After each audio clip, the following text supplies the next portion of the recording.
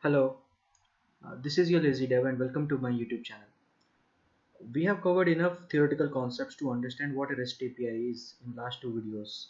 In case you haven't watched them, please check them by pressing I button. From now on, we will be writing some code. So I expect you to have some basic understanding of OOPS concept and C#.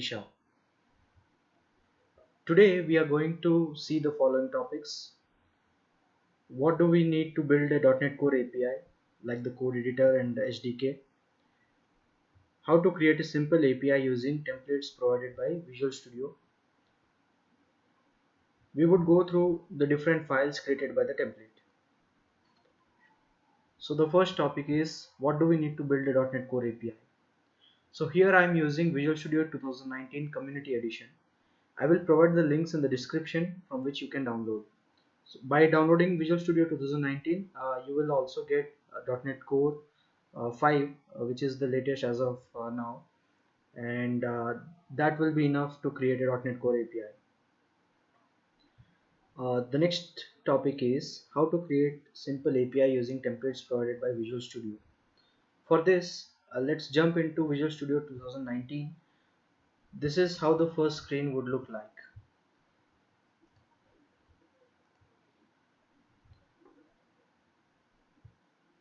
Now click on create new project. So here are the templates provided by Visual Studio. Search for web API.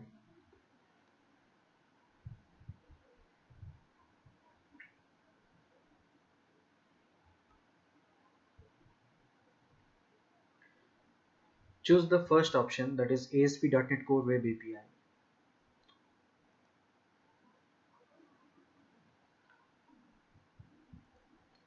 You can change the path.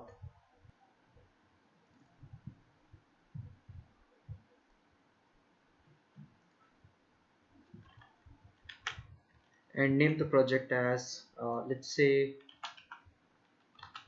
to do API.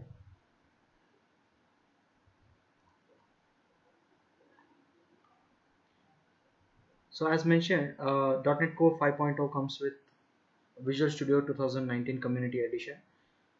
You need to make sure that the target framework is set to .NET 5.2. You can leave the others as it is.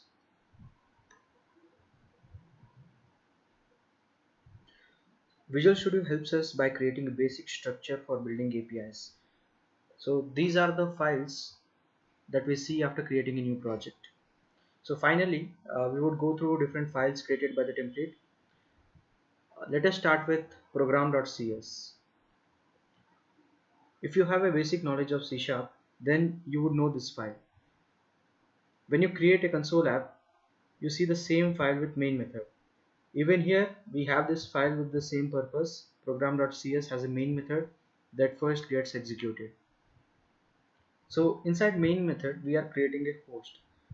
The host encapsulates the following functionalities like an HTTP server implementation, dependency injection services, configuration, middleware components, and logging as well. The create default builder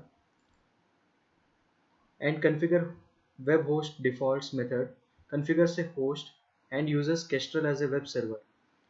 Loads configuration from appsettings.json and appsettings.environment.json file. So in our case, we have appsettings.development.json file and sends logging output to the console. The next file is the startup.cs file. So startup.cs file has two methods, configure services and configure method. Configure services method is basically used for dependency injection purposes, which we will be using a lot in our upcoming tutorials. Also configure method is used for configuring the middleware.